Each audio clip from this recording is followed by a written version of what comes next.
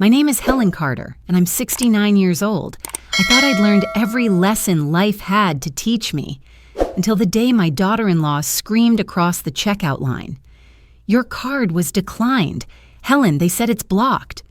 Her voice cut through the grocery store like a siren. People stared. The young cashier froze, her cheeks red with pity. My son, Daniel, stood beside her, eyes darting between us, his jaw tightening the way it always did when he wanted to disappear. I held the basket tighter. The receipt printer clicked, waiting for my response, and for a brief, electric second, I almost let them believe I was the fool, the confused old woman who couldn't manage her own bank card. But the truth was, I'd blocked that card myself, hours earlier, because for weeks, I'd felt something was off. The late-night whispers behind closed doors, the new designer purse that didn't match their tight budget, and the sudden interest in my will, all of it was too much to ignore. So, I made a choice. A quiet, deliberate act to see just how far my daughter-in-law would go if she thought I wasn't watching. Now, standing in that store, with a line of strangers behind me and my son's wife trembling in anger, I realized I'd found my answer, and I wasn't going to be silent anymore. 6 months earlier, my house had been so quiet I could hear the refrigerator hum like a heartbeat. It was peaceful. In that way, silence feels when it finally settles after years of chaos. My husband had passed 5 years before, and I'd learned to live with the stillness until Daniel called one Thursday evening. "Mom, we just need a place for a couple of months," he said, his voice careful, almost rehearsed. "Emily's company is relocating, and we're between leases. It'd really help us out." There was a time when those words, "we need your help," would have filled me with pride. I'd spent decades being the person my family leaned on, so I told them yes. Of course. My house had 2 empty bedrooms, one of which still smelled faintly of my late husband's cologne. I told myself it would be nice to have life in the house again. They arrived that weekend with boxes, laughter, and a brand new espresso machine that Emily said was a moving gift to herself. She was bright, polished, and always on her phone. Daniel looked tired, thinner than I remembered, like he was running on something borrowed. At first, everything felt normal. We cooked dinner together, watched old movies, but slowly, tiny cracks began to show, the kind you only notice when it's already too late. Emily started taking calls late at night, whispering near the back door. Packages arrived with her name but my address. I'd find her in my office, saying she was just looking for stamps or checking the printer. Once, I caught her trying to open my filing cabinet. She smiled too quickly, said, "Oh, I thought it was the linen closet." I wanted to believe her. I really did. Daniel seemed oblivious. He'd spend long hours at work, and when he came home, he was either distracted or defensive. "She's just trying to help around the house," he'd say whenever I mentioned it. Help? By rearranging my bills? By asking questions about my pension? One Sunday, I noticed something strange. My checkbook was slightly out of place. The top page creased. I opened it and found an entry I hadn't written. The handwriting was neat, looping, and definitely not mine. My stomach dropped. I didn't say anything. Not yet. I needed to be sure.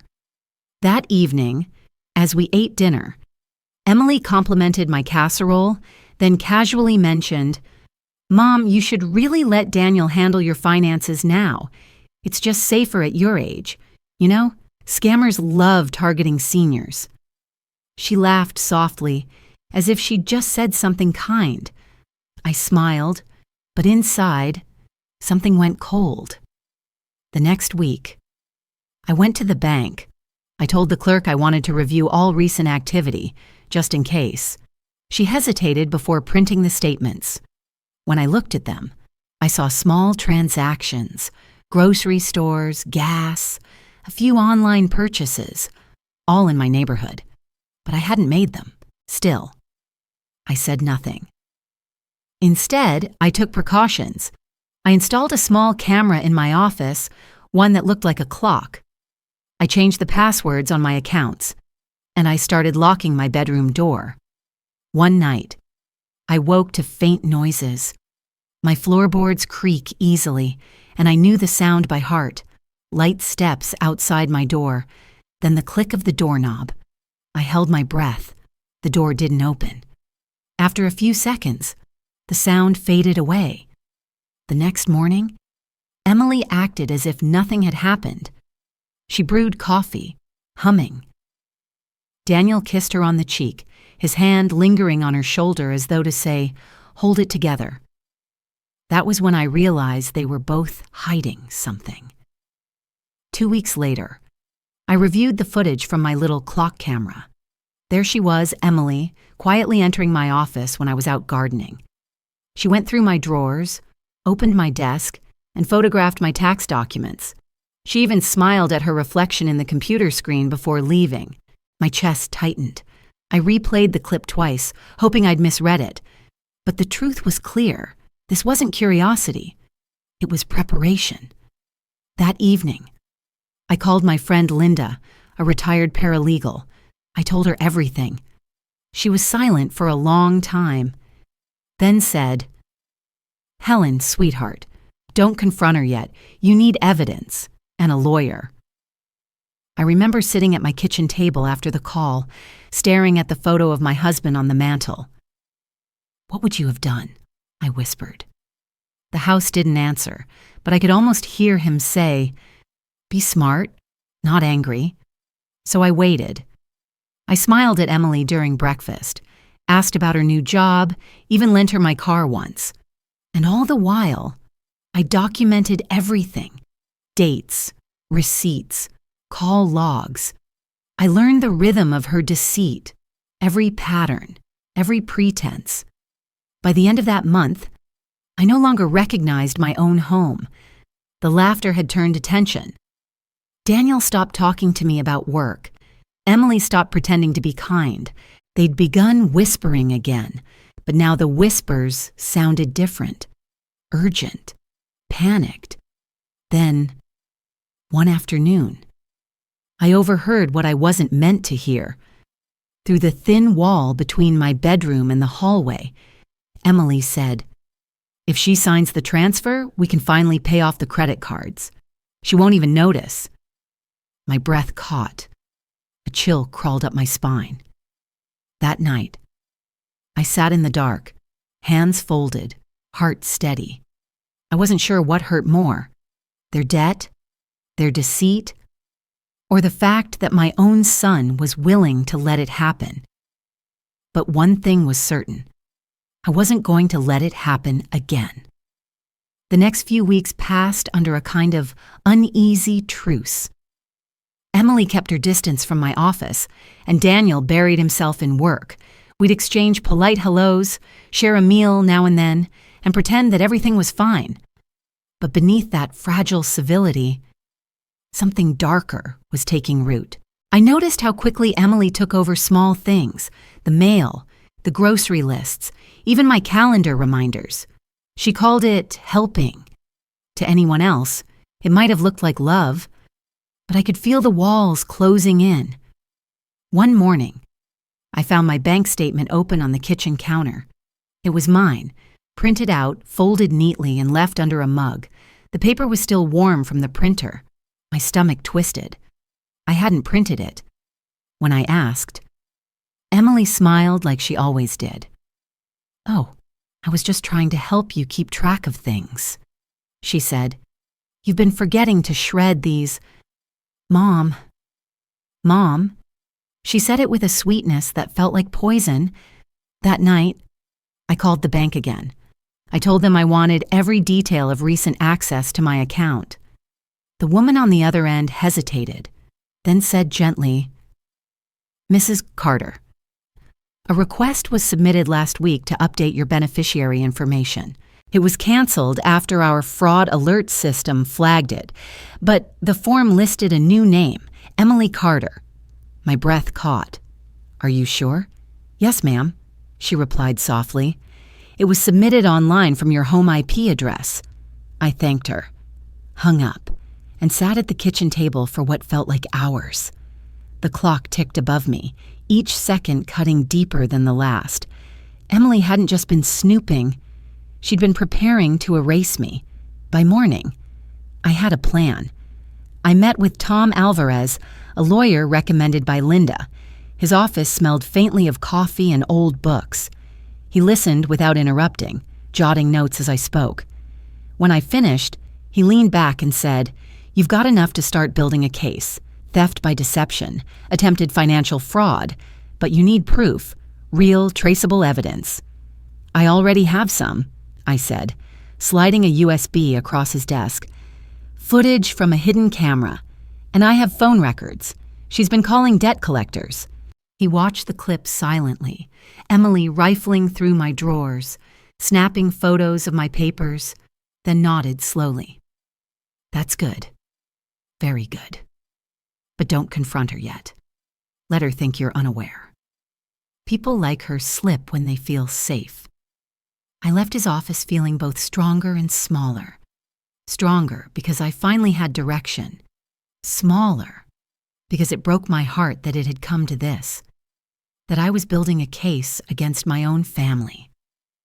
That evening, Daniel asked why I'd been out all day. "Just errands," I said. He nodded absently, eyes on his phone. I caught a glimpse of a text. "We'll figure this out soon. She won't stand in our way." I excused myself, walked to my room, and closed the door quietly. For the first time in my life, I felt like an outsider in my own home. The next few days, I played my part. I laughed when Emily showed me new clothes, complimented her cooking, acted the part of the doting mother-in-law who didn't notice the cracks.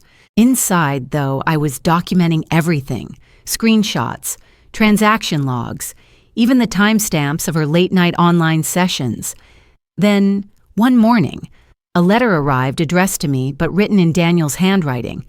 It was from their bank, a joint loan approval form. My name was listed as guarantor. I'd never signed it. That was the moment the last thread snapped. I drove to the bank, trembling. The manager reviewed the form, confirmed the signature was forged, and quietly promised to add a fraud alert on my profile. "We'll notify law enforcement if anything else happens," she said. That night, I confronted Daniel, not with rage, but with sorrow. "Did you know about the form?" I asked. He hesitated too long.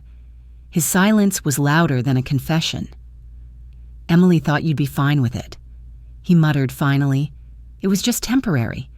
We're in a tough spot. Mom, tough spots don't give you the right to steal," I said quietly.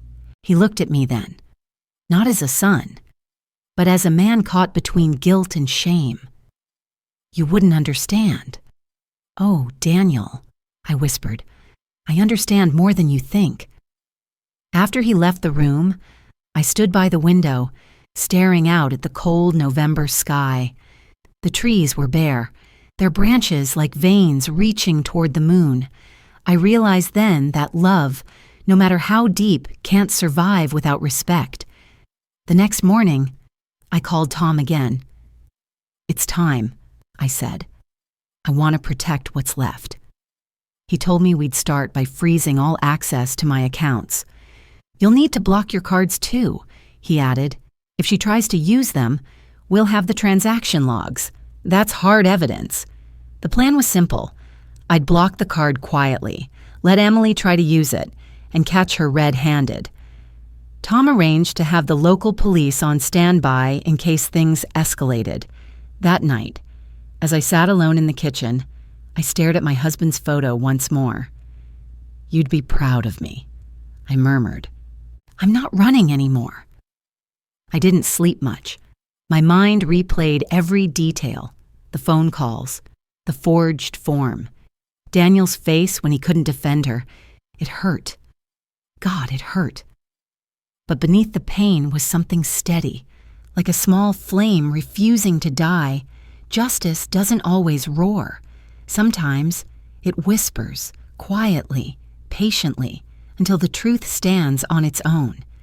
And in the morning, I knew exactly what I had to do. The morning of the plan felt almost ordinary. Sunlight spilled across the kitchen table, catching the dust motes as I poured my coffee.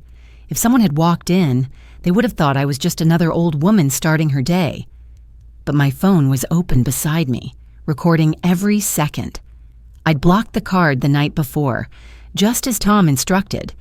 The bank confirmed the security alert was active. Any attempt to use that card would trigger a notification to both me and the fraud unit. At noon, Emily breezed into the kitchen wearing a floral dress and perfume too strong for errands. "I'll take care of the groceries today," she chirped, waving my wallet. "You rest, Mom." It was the same tone she used when she wanted to sound caring. "Thank you," I said softly. "Just grab what we need for the weekend." She smiled, too wide, too confident, and left with Daniel following behind her like a shadow. I sat down and waited. The clock ticked. 10 minutes passed, then 15. At exactly 12:23, my phone buzzed. Alert. Transaction declined. Wala 248 Fimbarisisix at Bridges Market. A second later, Tom's number lit up my screen. "It happened," he said. "I'm already at the store. Stay calm." My hands trembled, not from fear, but from something close to relief. When I arrived, the parking lot shimmered in the heat. Through the glass doors, I could see them. Emily at the register, voice raised, Daniel beside her, pale and stiff. "I swear this card worked yesterday," she shouted at the cashier. "She must have canceled it. This is humiliating." The young clerk looked helpless. Glancing between them, I stepped forward, steady and quiet. "Emily," I said, "I did cancel it." Her head snapped toward me, eyes blazing. "What?" "I blocked the card," I said again, holding her gaze, "because I knew you'd try to use it." The world around us went still. The line of customers behind her whispered. Daniel looked as though he might vanish into the floor. You set me up," she stammered. "No," I said, "you set yourself up. I just made sure there were witnesses." Tom approached then. Suit crisp, badge from the county clerk's office clipped to his pocket. "Ms. Carter," he said formally, "thank you for coming. Officers are here to keep the peace while we serve the notice." Two uniformed police officers stood a few feet away, calm and watchful. They weren't here to arrest anyone, just to make sure things didn't turn ugly. Emily's voice cracked. "Notice? What notice?" Tom opened his briefcase, handed her an envelope. "Formal termination of residence permission. You and Mr. and Carter have 72 hours to vacate the premises. All access to Ms.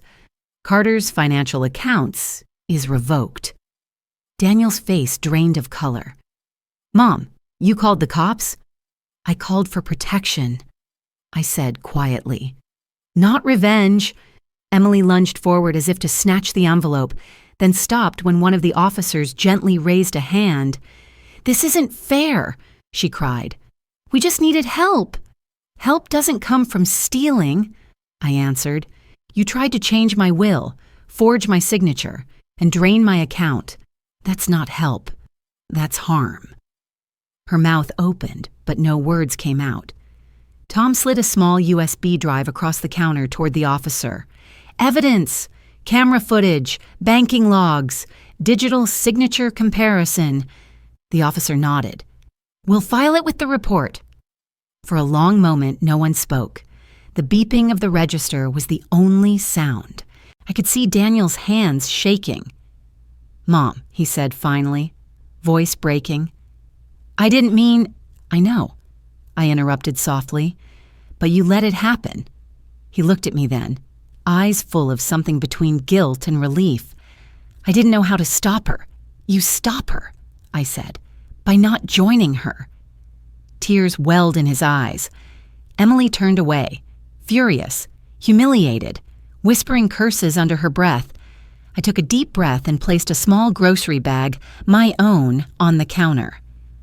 I'll pay for this, I told the cashier, with my new card. The girl smiled nervously and rang it up.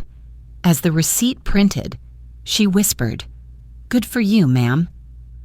Outside, the air was warm and clean. I could finally breathe again. Daniel followed me to the parking lot. "What happens now?" he asked. "You move out," I said, "and you get your life back. If you want it, I'll help you when you're ready to stand on your own, but not while you're standing on my neck." He nodded slowly, a tear slipping down his cheek. Then he turned back toward the store, where Emily was still arguing with the officers.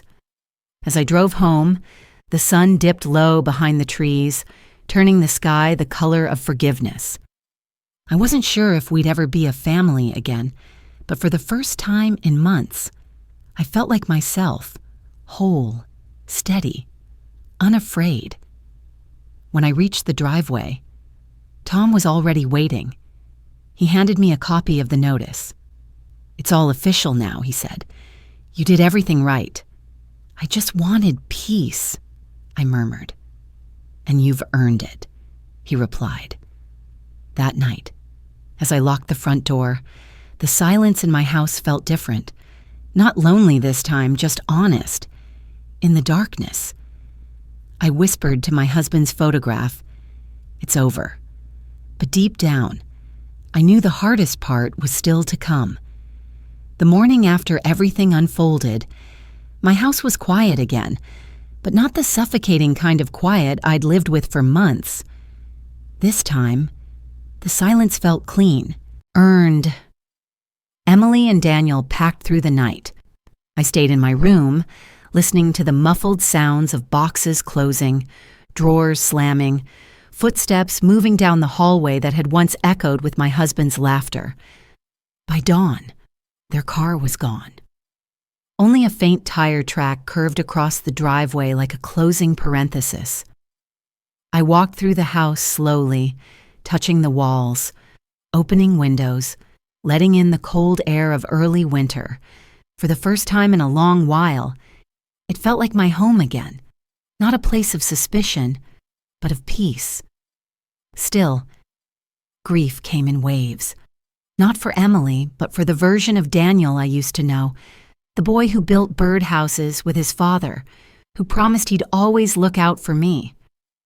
I missed that boy, but I had to accept that he was gone for now, buried under debt, shame, and someone else's influence. Over the next few weeks, I met with Tom several times. He helped me close the compromised accounts, set up new protections, and revise my will. Each meeting left me lighter, as if I was taking back pieces of myself I'd lost without noticing. Neighbors began dropping by again. Linda brought soup. Mrs. Cooper from next door offered to help with yard work. Life, it seemed, was gently returning to normal. But at night, when the house went dark, I'd still hear echoes, Daniel's laughter, Emily's voice, my own heart breaking quietly behind closed doors. Then, one afternoon in early spring, my phone buzzed with a voicemail notification. The caller ID read unknown. I almost deleted it, but something stopped me. His voice was shakier than I remembered. "Mom, it's me. I'm sorry." He took a breath, the sound catching halfway through. "I've been going to therapy. I've cut contact with Emily. I know I have a lot to make up for. I just wanted you to know I'm okay, and I'm grateful you didn't give up on me, even when I didn't deserve it." I sat there in my living room, holding the phone against my chest, eyes wet but smiling. It wasn't forgiveness yet, but it was a start. That night, I walked into the kitchen, brewed myself a cup of tea, and sat by the window where the evening light spilled across the counter. Outside, the world looked soft again. A few daffodils had pushed through the soil by the mailbox, renewal in small, stubborn ways. I thought about all the lessons I'd learned, about trust, about strength, about how love without boundaries isn't love at all. Sometimes you have to stand up for yourself not to win, but simply to stop losing. When I went to bed, I left the lights off. I didn't need them. The house, finally, was bright enough on its own. And if there's one thing I've learned, it's that peace, once earned, is worth protecting.